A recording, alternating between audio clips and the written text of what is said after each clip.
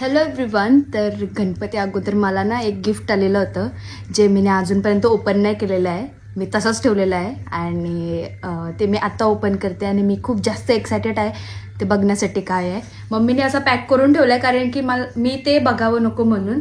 तर ते मी आता बघते का त्याच्यात काय आलेलं आहे. So let's see. बराच मोठा गिफ्ट आहे.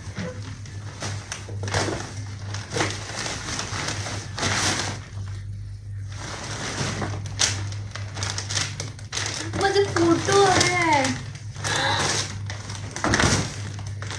वाव, सुंदर असं बकेट, फ्लावर बकेट आहे आणि त्याच्यामध्ये माझे फोटोज पण आहेत. ओपन करून बघते. सुंदर सुंदर आहे.